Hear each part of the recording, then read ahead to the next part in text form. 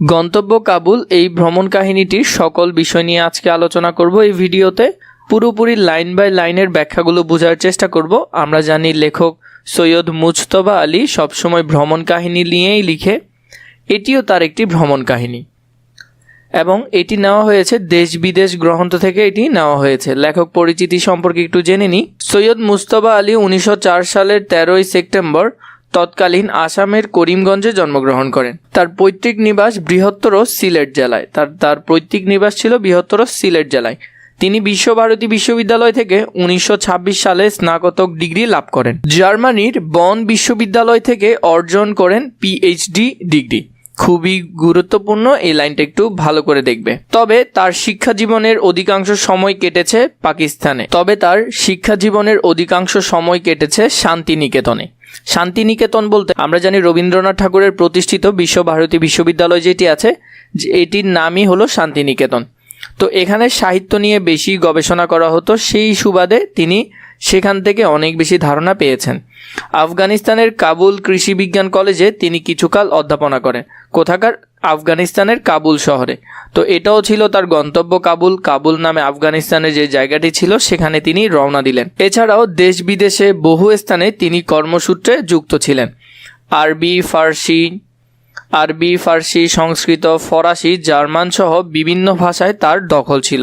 বিভিন্ন ভাষা সম্পর্কে তার অনেক ভালো জ্ঞান ছিল। তুলনামূলক ধর্মতত্ত্বেও তার ছিল বিশেষ পাণ্ডিত্য। তার রচনায় বিচিত্র জীবন প্রবাহের প্রতি প্রবল কৌতূহল পরিলক্ষিত হয়। তার রচনার বিষয়বস্তু কৌতুক ও ব্যঙ্গের রসাবৃত রূপে উপস্থিত হয়েছে। এটা হলো তার লেখার ধরন। সাধারণত তিনি কৌতুক এবং বিভিন্ন রকম ব্যঞ্জনা দিয়ে লিখে থাকেন। বাংলা ভ্রমণ সাহিত্য ও রম্য রচনাকে তিনি অনন্য উচ্চতায় নিয়ে গেছেন। কাবুলে বসবাসের অভিজ্ঞতা নিয়ে লেখা তার প্রথম গ্রন্থ দেশ বিদেশে, এটি প্রকাশিত হয় 1949 সালে। অন্যান্য উল্লেখযোগ্য গ্রন্থের মধ্যে রয়েছে পঞ্চতন্ত্র, চাচা কাহিনী, শবনম প্রভৃতি। সৈয়দ মুজতবা আলী 1974 সালে 11ই ফেব্রুয়ারি ঢাকায় মৃত্যুবরণ করেন। এখন আমরা তার যে ভ্রমণ কাহিনীটি আছে সেটি আমরা পড়ব। তিনি যখন কাবুল শহরে যাবেন, সেখানের মধ্যে চাঁদনি নামে একটি জায়গা থেকে তার যাত্রা শুরু হয়। যাত্রাটা কিভাবে হয় সেটা আমরা দেখব। তিনি প্রথমে কলকাতার চাঁদনি মার্কেট, এটা হলো চাঁদনি একটি মার্কেট যেখান থেকে, তাহলে চাঁদনি বাজার, কলকাতার চাঁদনি থেকে নশিকে দিয়ে একটা শার্ট কিনে নিল। তো চাঁদনি কলকাতার একটা মার্কেট ছিল, কলকাতার মার্কেট। সেখান থেকে নশিকে, আমরা জানি 1 শিকে সমান 25 পয়সা। 1 শিকে সমান কত? 25 পয়সা। এটা মনে রাখবে, 1 শিকে সমান 25 পয়সা। তাহলে 4 শিকে দিয়ে 1 টাকা, 8 শিকে দিয়ে 2 টাকা, তাহলে 2 টাকা 25 পয়সা দিয়ে একটা শার্ট কিনলেন। কে কিনলেন? লেখক। তখনকার দিনে বিচক্ষণ বাঙালিদের পক্ষে ইউরোপিয়ান থট নামে একটি অত্যন্ত প্রয়োজনীয় প্রতিষ্ঠান ভারতে সর্বত্র আনাগোনা করত। মানে তিনি তার যে যাত্রাকালীন সময় তিনি এখান থেকে কাবুলে যাবেন। তো অর্ধেক পথ কোথা থেকে শুরু করলেন? কলকাতা থেকে তিনি জার্নি শুরু করলেন, সেটা হলো ট্রেন দিয়ে অর্ধেক পথ আসলেন। এরপরে তিনি তার একটা বন্ধুর বাড়িতে উঠলেন, বাকি পথটা তিনি বাসে করে যাবেন। এভাবে করে তিনি রওনা দিবেন। তিনি কি করলেন, যে ট্রেন আছে, তিনি যেখান থেকে রওনা দিবেন, প্রথমে রওনা দিবেন, সেখানে ট্রেন আছে। এই ট্রেনের মধ্যে আমরা জানি তখনকার সময় ব্রিটিশ শাসিত সমাজ ছিল। তো এখানে ইউরোপিয়ান বলতে ফ্রান্সের যে মানুষগুলো আছে ওদেরকে বোঝাচ্ছে। তো ওদের জন্য ট্রেনে একটা আলাদা বগি থাকতো। সেই বগির মধ্যে শুধু এই বিদেশি সাদা চামড়ার মানুষগুলোই বসতে পারতো। যে বাঙালিরা একটু বিচক্ষণ তারা কি করতো, ওই বগিটাতে উঠে যেত যাতে তারা আরাম করে যেতে পারে। তো এই জন্য এটাকে একটা প্রতিষ্ঠান বললো যা ভারতের সর্বত্রই আনাগোনা করে। বিদেশিরা তো তেমন একটা ভ্রমণ করে না, তো ওই বগিটা খালি থাকতো। তার যাত্রা শুরু হয় কোথা থেকে? হাওড়া স্টেশন থেকে। কলকাতার হাওড়া স্টেশন, এটা যাত্রা শুরু। হাওড়া স্টেশনে সেই থার্ডে উঠতে যাইতেই এক ফিরিঙ্গি হেঁকে বলল, এটা ইউরোপিয়ানদের জন্য। তিনি যখন যাত্রা শুরু করবেন কোথা থেকে? হাওড়া স্টেশন থেকে। খুব বেশি গুরুত্বপূর্ণ, এটা কলকাতার হাওড়া স্টেশন। লেখক ওই ট্রেনের বগিতে উঠতে যাবেন, তখন এক ফিরিঙ্গি মানে আমরা ফ্রান্স বা ইউরোপিয়ান লোকদেরকে বুঝি, পরবর্তীতে যেটাকে আমরা সাদা চামড়ার লোক বলে জানবো। তো এই ফিরিঙ্গি বললেন যে এটা ইউরোপিয়ান, মানে ইউরোপের যে মানুষরা আছে বা সাদা চামড়ার যে মানুষরা আছে ওদের জন্য, আপনি এখানে উঠতে পারবেন না। আমি গ্যাগ করে বললুম, ইউরোপিয়ান তো কেউ নেই, চলো তোমাতে আমাতে ফাঁকা গাড়িটা কাজে লাগাই। তো এখন তিনি গ্যাগ করে ইংরেজি বললেন, মানে অল্প স্বল্প মোটামুটি মানের ইংরেজি বললেন, বলার পর ইউরোপিয়ানকে বললো যে এখানে তো ইউরোপিয়ান কোনো মানুষ নাই, ওরা কেন যাবে, এখানে তো পুরো খালি যাবে, তাই আমরা এটাকে কাজে লাগাই। এক তুলনাতত্ত্বক ভাষাতত্ত্বের বইয়ে পড়েছিলাম বাংলা শব্দের অন্তদেশে অনুস্বর যোগ করলে সংস্কৃত হয়, ইংরেজি শব্দের প্রাগদেশে জোর দিয়া কথা বলিলে সাহেবী ইংরেজি হয়। তো এখানে বলতেছে তিনি একটা ভাষাতত্ত্ব বা বইয়ের মধ্যে তিনি পড়ছিলেন যে বাংলা ভাষার শেষে যদি অনুস্বর যোগ করা হয় কোথায়, শেষে, তাহলে সেটা সংস্কৃত ভাষার মতো শোনা যায়। আর ইংরেজি শব্দে যেমন যে সাহেবরা আছে, বিদেশি যে সাহেবরা ছিল, ওরা কিন্তু ইংরেজি বললে সেটার অন্যরকম অ্যাকসেন্ট হতো, বাঙালিরা কিন্তু সেভাবে উচ্চারণ করতে পারতো না। কিন্তু সেটার প্রথম দিকে যদি জোর দিয়ে কথা বলা হয় তাহলে ওই ইংরেজিটা কিছুটা সাহেবী ইংরেজির মতো লাগে। অর্থাৎ পহেলা সিলেবালে মানে প্রথম যে অংশ আছে, সিলেবাল মানে কি শব্দাংশ, যে প্রথম শব্দাংশ আছে, অর্থাৎ পহেলা সিলেবালে অ্যাকসেন্ট দেওয়া খারাপ, রান্নায় লঙ্কা ঠেসে দেওয়ার মতো, সব পাপ ঢাকা পড়ে যায়। তো এইভাবে যদি কথা বলে তাহলে এই যে ইংরেজিটা আছে এটা একটু সাহেবী ইংরেজির মতো মনে হয়, তাহলে এতে করে কোনো আহামরি কেউ তেমন কোনো সমস্যা করে না। তো এরকম করে যদি ইংরেজি বলতো কেউ সাহেবের মতো চেষ্টা করতো তাহলে এতে করে আর কোনো সমস্যা দেখা দিত না বা সবগুলো পাপ ঢাকা পড়ে যেত। সোজা বাংলায় এরই নাম ঘাক ঘাক করে ইংরেজি বলা। তো তিনি যেটা ঘাক ঘাক করে বললেন সেটা এরকম ইংরেজি যে তিনি প্রথম সিলেবালের মধ্যে কি করলেন, একটু জোর দিলেন। কাজেই আমার ইংরেজি শুনে ভারী খুশি হয়ে জিনিসপত্র গোছাতে সাহায্য করলো। তো ওই যে মানুষটা বলছিল যে এটা ইউরোপিয়ানদের জন্য, আপনি এখানে উঠতে পারবেন না, তিনি লেখকের ইংরেজি শুনে খুশি হয়ে কি করলেন, ব্যাগ ট্যাগ গুছিয়ে দিয়ে সেখানে রাখলেন বা বগিতে উঠিয়ে দিলেন। কিন্তু এদিকে আমার ভ্রমণের উৎসাহ ক্রমেই চুপসে আসছিল। এখানের মধ্যে তার যে ভ্রমণে বা তিনি যে কাবুলে যাবেন, তিনি কত বছর পর ফিরে আসবেন সেটা তিনি জানেন না। এজন্য তার যে ঘর বাড়ি ছেড়ে তিনি চলে যাচ্ছেন, কত বছরের জন্য যাচ্ছেন জানেন না, এর জন্য তার এই যে ভ্রমণের উৎসাহটা সেটা ক্রমেই কেমন জানি চুপসে যাচ্ছিল। কিন্তু এদিকে আমার ভ্রমণের উৎসাহ ক্রমেই চুপসে আসছিল। চুপসে আসার কারণ হলো তিনি যে তার বাড়ি ছেড়ে চলে যাচ্ছেন, কত বছরের জন্য যাচ্ছেন তিনি সেটা জানেন না, এজন্য তার মন খারাপ হতে লাগলো। এজন্য তার ভ্রমণটাও কি হলো, চুপসে যেতে লাগলো, মানে ভালো লাগতেছে না তার। এতদিন পাসপোর্ট জামা কাপড় জোগাড় করতে ব্যস্ত ছিল। তো এতদিন তিনি আসলে এভাবে ভাবার সুযোগ পান নাই, তিনি তার জামা কাপড় পাসপোর্ট এগুলো গোছাতেই ব্যস্ত ছিল, অন্য কিছু ভাবার ফুসরত পায়নি। তো তিনি অন্য কিছু ভাবার সুযোগ পান নাই। গাড়ির ছাড়ার সঙ্গে সঙ্গেই প্রথমে যে ভাবনা আমার মনে উদয় হলো সেটা অত্যন্ত কাপুরুষজনিত। মানে এই যে তিনি যখন গাড়িতে উঠলেন, কাবুলের উদ্দেশ্যে রওনা দিলেন, তখন তার মনে একটা ভাবনা উঠল, সেটা পুরোপুরি কাপুরুষের মতো মনে হলো। আমি একা, তিনি নিজেকে মনে করলেন যে সেখানে তিনি একা এবং ভয় পাচ্ছিলেন, তাই সেটাকে বললেন যে কাপুরুষের মতো। ফিরিঙ্গিটি লোক ভালো, এই যে ওনার সাথে সাদা চামড়ার যে ফিরিঙ্গি ছিল বা যে বিদেশি ইউরোপিয়ান ছিল, তিনি লোকটা ভালো। আমাকে গুম হয়ে শুয়ে থাকতে দেখে বলল, মানে যখন লেখক যে গুম হয়ে শুয়েছিলেন তখন বললেন এত মন মরা কেন, গোয়িং ফার।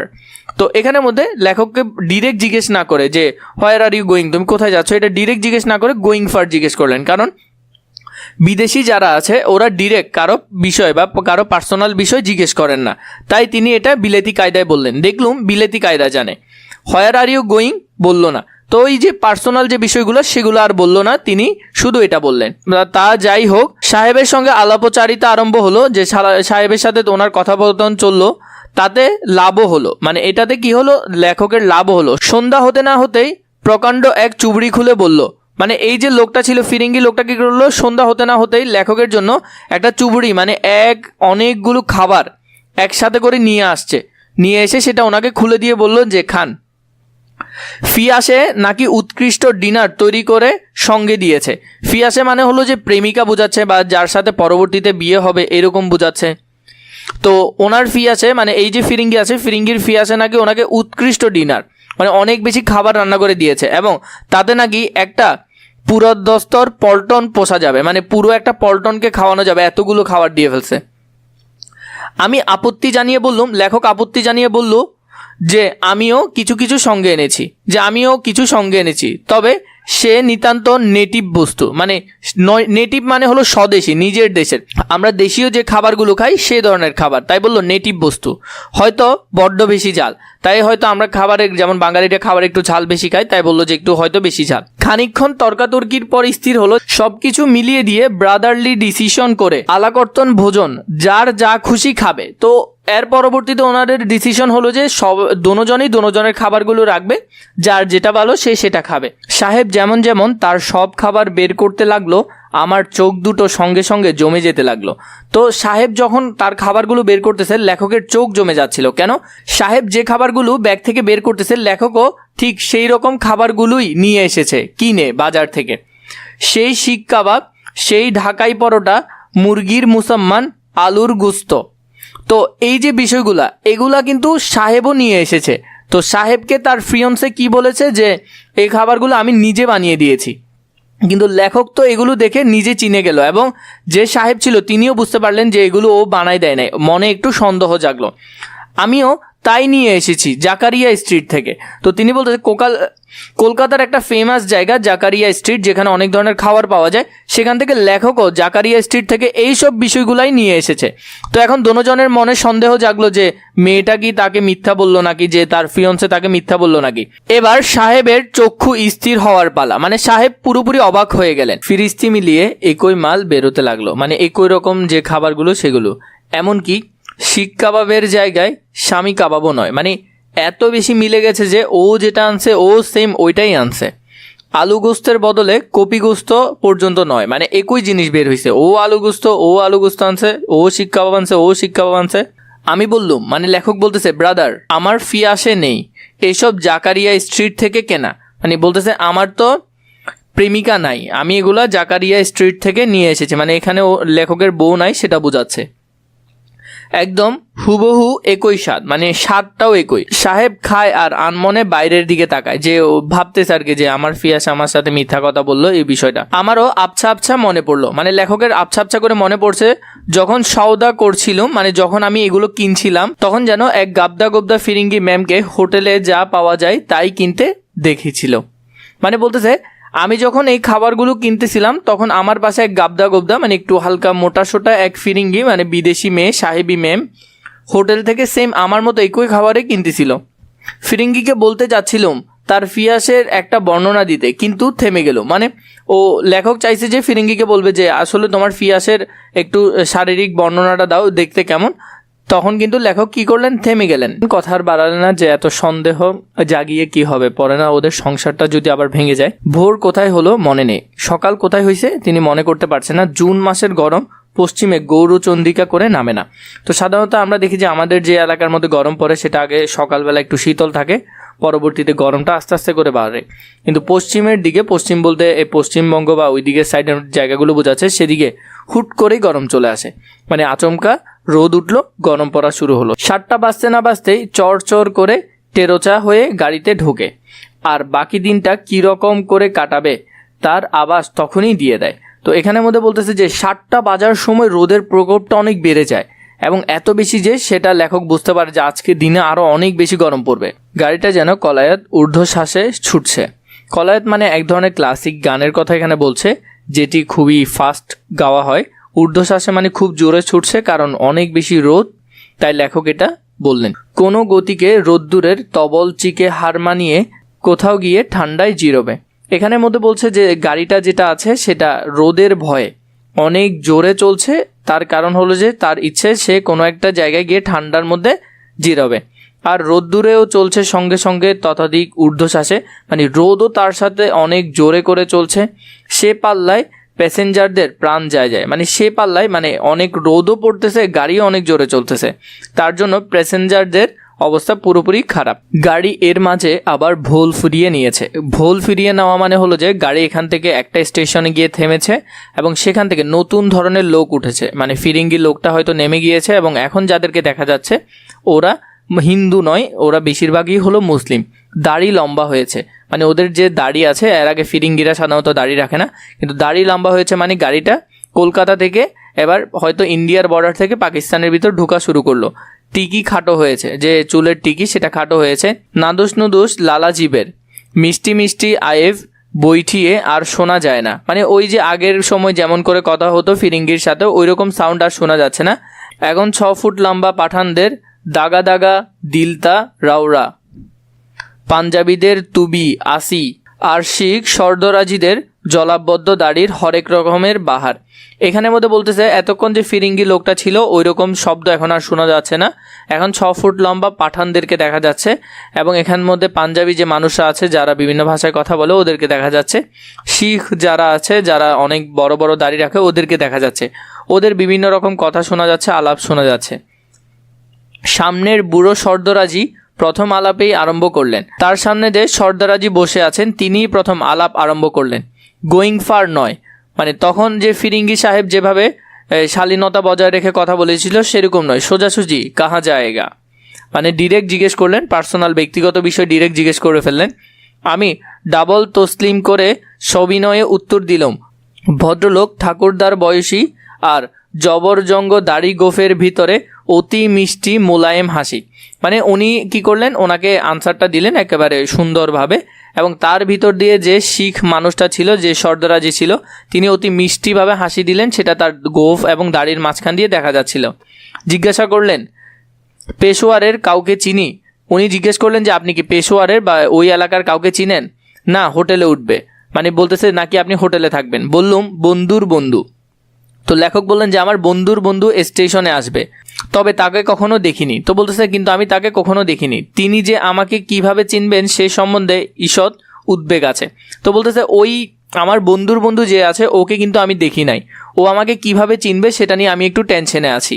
সর্দারাজি হেসে বললেন কিছু ভয় নেই। তো এখন সর্দারাজি বলতেছেন আপনি টেনশন করিয়েন না, পেশোয়ার স্টেশনে এক গাড়ি বাঙালি নামে না। তো বলতেছে আপনি যে পেশোয়ার স্টেশনে নামবেন সেখানে এক গাড়ি বাঙালি নামে না, আজকে হয়তো পুরো স্টেশনে আপনি একজনই বাঙালি আছেন, আপনি 2 মিনিট সবুর করলেই তিনি আপনাকে ঠিক খুঁজে নেবে। আপনি যদি স্টেশনে 2 মিনিট অপেক্ষা করেন তাহলে দেখবেন না উনি আপনাকে ঠিক খুঁজে নিয়েছে। আমি সাহস পেয়ে বললুম তা তো বটেই, তবে কি না শার্ট পরে এসেছি। তো তিনি বলতেছে আমি তো শার্ট পরে আসছি, ও আমাকে চিনবে, কারণ বাঙালিরা সাধারণত পাঞ্জাবি পাজামা এরপরে ধুতি এগুলো পরে। সর্দারাজি আবার অট্টহাস করে বললেন, মানে একটু মস্কারি করে বললেন, শার্টে যে 1 ফুট জায়গা ঢাকা পড়ে, মানে আপনি শার্ট পরলে তো আপনার অল্প একটু ঢাকা পড়ে, তাই দিয়ে মানুষকে মানুষ চেনা নাকি? তাই দিয়ে মানুষ মানুষকে চেনে নাকি? মানে ওই অল্পটুকু জায়গা দিয়ে কি বা ওই অল্পটুকু ঢাকা পড়লে কি মানুষ মানুষকে চিনবে না? আমি আমতা আমতা করে বললুম। লেখক বললেন তা নয়, তবে কি না ধুতি পাঞ্জাবি পরলে ভালো হতো।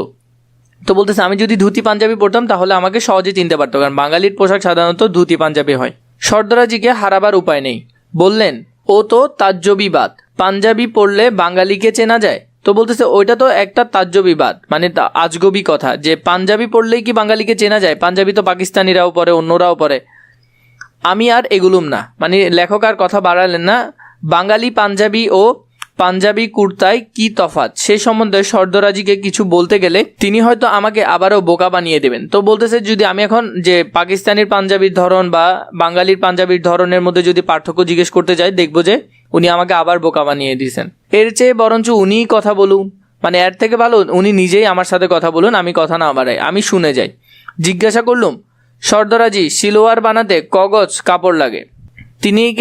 তিনি এখানে সর্দারাজিকে জিজ্ঞেস করলেন যে পাঞ্জাবি বিভিন্ন জায়গা ভেদে কত গজ কাপড় লাগতে পারে। তো সর্দারাজি বললেন দিল্লিতে 3.5 গজের মতো লাগে, মানে দিল্লির এই সাইডে আমাদের এদিকে প্রায় 3.5 গজের মতো লাগে। জলার ধারে 4.5, জলার ধারে একটু বেশি লাগে। লাহোর অঞ্চলে 5.5 গজের মতো লাগে। এরপরে লাল মুসায় 6.5 মতো লাগে। রাওয়ানপিন্ডিতে 7.5 গজের মতো লাগে। তারপর পেশোয়ারে 1 লাফে 10.5, পেশোয়ারের মানুষদের প্রায় 10.5 গজ লাগে। খাস পাঠানমূলক কোহাট খাইবারে পুরো থান লাগে, মানে পুরো থান বলতে আমরা দেখি যে কাপড়ের একটা থান থাকে, পুরো অনেকগুলো কাপড়, পুরো থান দিয়ে ওরা মাত্র একটা পায়জামা বানায়। এখানে কোন জায়গার জন্য কতটুকু লাগে এটা কিন্তু খুব বেশি গুরুত্বপূর্ণ, তাই ভালো করে দেখবে, এখান থেকে একটা এমসিকিউ আসবে। ওইটা হলো 20 গজ। তো 20 গজ কাপড় দিয়ে শুধু একটা পায়জামা বানায়, হ্যাঁ তাও আবার খাকি শার্টিং দিয়ে বানানো, মানে খুব ভালো মানের কাপড় দিয়ে বানানো। আমি বললুম এরকম 1 বস্তা কাপড় গায়ে জড়িয়ে চলাফেরা করে কি করে, যে ওরা এত কষ্ট করে বা এতগুলো কাপড় 20 গজ কাপড় শুধু পায়জামাতে পরে ওরা কিভাবে চলাফেরা করে?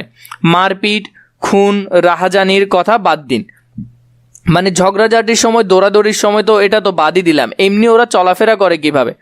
সর্দারাজি বললেন আপনি বুঝি কখনো বায়োস্কোপ যান নাই? মানে বলতেছে আপনি মনে হয় কখনো বায়োস্কোপের দিকে যান নাই। আমি এই বুড়ো বয়সেও মাঝে মাঝে যাই, মানে উনি এই বুড়ো বয়সেও মাঝে মধ্যে সেখানে যান। না গেলে ছেলে ছোকরাদের মতিগতি বোঝাবার উপায় নেই। মানে ওইখানে যদি না যায় তাহলে আমি আবহাওয়ার বিষয়টা বুঝবো না, বা ছেলেরা কেমন করে চলাফেরা করতেছে সেটা বোঝা যায় না। আমার আবার এক পাল নাতি নাতনি, মানে তার অনেকগুলো নাতি নাতনি আছে। এক পাল মানে এক ঝাঁক। এই সেই দিন দেখলুম 200 বছরের পুরনো গল্পে এক মেম সাহেব ফ্রকের পর ফ্রক পরেই যাচ্ছেন। মানে তিনি একটা মেম সাহেবকে দেখছেন যিনি ফ্রকের পর ফ্রক পরেই যাচ্ছেন। মনে নেই 10খানা না 12খানা, মানে এতগুলো ফ্রক পরছেন যে তার মনে নাই যে 10টা হবে নাকি 12টা হবে। তাতে নিদেন পক্ষে 40 গজ কাপড় লাগার কথা, মানে একেবারে না হলেও 40 গজ কাপড় সেখানে আছে। সেই পরে যদি মেমরা নেচে কুদে থাকতে পারেন, তো সে এতগুলো কাপড় পরে যদি মেয়ে মানুষ বা মেমরা, বিদেশি মেমরা যদি নেচে নাচতে পারেন, কুদতে পারেন বা লাফালাফি করতে পারেন, তবে মদ্দা পাঠান, মানে মদ্দা মানে ছেলে পাঠানরা 20 গজি সেলোয়ার পরে মারপিট করতে পারবে না কেন? তো বলতেছে, ওনাকে বললেন যে ওরা যদি এই মেয়ে হয়ে এতটুকু পড়তে পারে, ছেলেরা মাত্র 20 গজ কাপড় পরে কি মারপিট করতে পারবে না? আমি খানিকটা ভেবে বললুম, লেখক খানিকটা ভেবে বললেন, হক কথা, তবে কি না বাজে খরচা, মানে এত খরচা করার কোনো মানে আছে? অহেতুক খরচা করে। ইতিমধ্যে গল্পের ভিতর দিয়ে খবর পেয়ে গিয়েছি যে পাঠানমূলকদের প্রবাদ, মানে পাঠানের একটা প্রবাদ এখানে তিনি শুনতে পেলেন। দিনের বেলা পেশোয়ার ইংরেজের, মানে দিনের বেলায়, কারণ আমরা জানি তখন ব্রিটিশদের একটা আধিপত্য ছিল, তো দিনের বেলায় ওরা খুবই পাঠানদের সাথে ওদের বিভিন্ন রকম যায় ঝামেলা হতো। রাত্রে পাঠানের, মানে এই যে পেশোয়ার জায়গাটা আছে এটা কখনোই সেফ না। এটা দিনে বা রাতে পাঠান এবং ব্রিটিশের সাথে যখন তখন ঝামেলা হতে পারে। সেখানে যদি কেউ কাউকে মেরে ফেলে তাহলে সেটা সমাধানও সহজে হয় না, কারণ তখন পরিস্থিতিটা ওইরকম ছিল। শুনে গর্ব অনুভব করছি বটে, মানে তিনি শুনে তার ভালো লাগতেছে যে বন্দুকধারী পাঠান, যে পাঠানদের তো বড় বড় কামান টামান নাই, কামানধারী ইংরেজদের সঙ্গে পাল্লা দিতে পারে, কিন্তু বিন্দু মাত্র আরাম বোধ করিনি। কিন্তু তিনি টোটালি আরাম বোধ করতেছেন না, কারণ এই জায়গাটা মোটেও কি না, সুবিধার না। গাড়ি পেশোয়ার পৌঁছাবে রাত 9টায়, তাহলে পেশোয়ার পৌঁছাবে কখন? রাত 9টার দিকে। তখন যে কার রাজত্বে গিয়ে পৌঁছাবো তাই মনে মনে নানা ভাবনা ভাবছি, মানে তখন যে কার রাজত্ব থাকবে বা কোন ঝামেলা সেখানে থাকবে আল্লাহই জানে। এমন সময় দেখি গাড়ি এসে পেশোয়ারি দাঁড়াইলো, মানে এরকম সময় তিনি দেখলেন যে গাড়িটা পেশোয়ারি আসছে। পরবর্তী 2 থেকে যদি তোমাদের প্রয়োজন হয় আমাকে কমেন্ট করে জানাবে, ইনশাল্লাহ আরও সুন্দর করে তোমাদেরকে গুছিয়ে দেওয়ার চেষ্টা করব।